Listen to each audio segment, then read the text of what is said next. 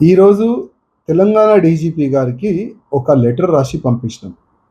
ఆ లెటర్‌లో ఏం రాసినామంటే డీజీపీ గారు, ఎంఐఎం ఎమ్మెల్యే గాని, ఎంఐఎం కార్పొరేటర్ గాని, ఎంఐఎం గుండెలు కార్యకర్తలు గాని మెహిందీపట్నం కాకుండా వేరే వేరే ప్రాంతంలో అక్రమంగా గౌలని తరలిస్తున్నారు.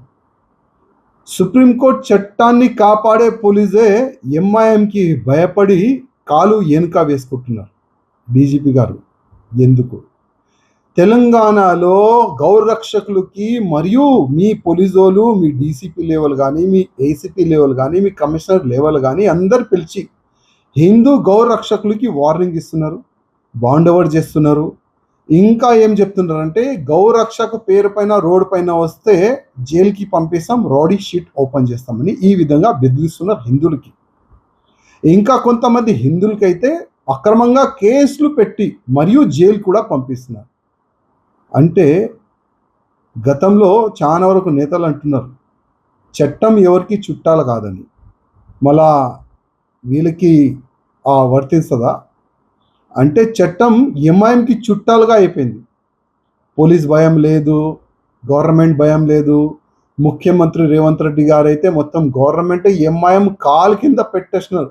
ఆ విధంగా ఈ ఎంఐఎం వాళ్ళు ఫీల్ అవుతున్నారు.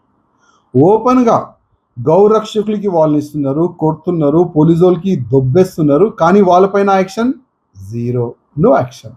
ఎందుకు డీజీపీ గారు, ఎందుకు కమిషనర్ గారు అడుగుతున్నాం.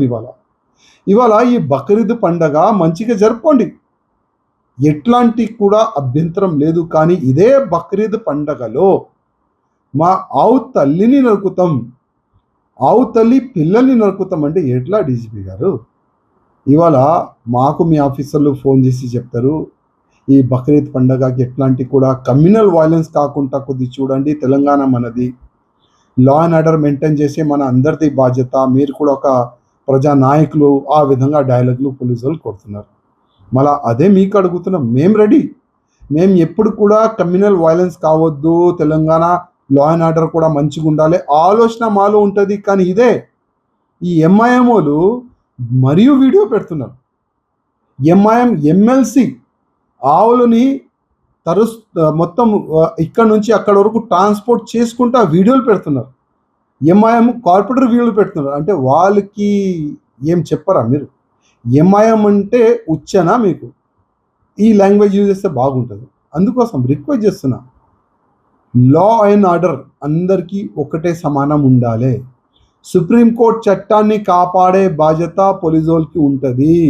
నేను రిక్వెస్ట్ చేస్తున్నా, ఈ బక్రీద్ పండగలో ఒక్క ఆవు కానీ, ఒక్క ఎద్దు కానీ, ఒక్క దూడ కూడా కట్ కాకుండా చూడండి. రిక్వెస్ట్ చేస్తున్నాం, దండం పెట్టి రిక్వెస్ట్ చేస్తున్నాం. లేకపోతే మాకు ఫ్రీడమ్ ఇవ్వండి. ఎక్కడ ఆవులు, ఎద్దులు, దొడలు ఉంటే అక్కడ గుసాంచనికి మాకు పర్మిషన్ ఇవ్వండి. మేము రెడీ ఉన్నాం, అన్నిటికీ రెడీ ఉన్నాం. కొట్టనికి రెడీ ఉన్నాం, జైలుకి పోనికి రెడీ ఉన్నాం. ఎంఐఎం గుండెలకి కూడా ఏ విధంగా సమాధానం ఇవ్వాలి ఆ విధంగా ఆ స్టైల్లో సమాధానం ఇవ్వని కూడా మేము రెడీ ఉన్నాం. డీజీపీ గారు వన్ సైడ్ పనిచేస్తున్నారు, మీరు పోలీస్ కమిషనర్ గారు వన్ సైడ్ పనిచేస్తున్నారు, పోలీస్ డిపార్ట్మెంట్ వన్ సైడ్ పనిచేస్తున్నారు. చెక్ పోస్టులు కూడా షోప్ డబ్బా పెట్టినారు. అదే చెక్ పోస్ట్లో ఇదే ఎంఐఎం వాళ్ళు పోయి బలవంతంగా బండ్లు ట్రాన్స్ఫర్ చేస్తున్నారు. మొత్తం ఇక్కడ నుంచి ఆ ఏరియాకి మొత్తం ట్రాన్స్పోర్ట్ చేస్తున్నారు. డీజీపీగా రిక్వెస్ట్ చేస్తున్నాం, లా అండ్ ఆర్డర్ మంచిగా ఉండాలంటే కొద్దిగా ఈ ఎంఐఎం గుండెల్ని జైలుకి వేయండి, లోపటేయండి. ఆ ఎంఐఎం ఎమ్మెల్యే పైన మీరు ఏం యాక్షన్ తీసుకున్నారు అది కూడా తెలంగాణ ప్రజలు ముందు పెట్టే బాధ్యత మీకు ఉంటుంది.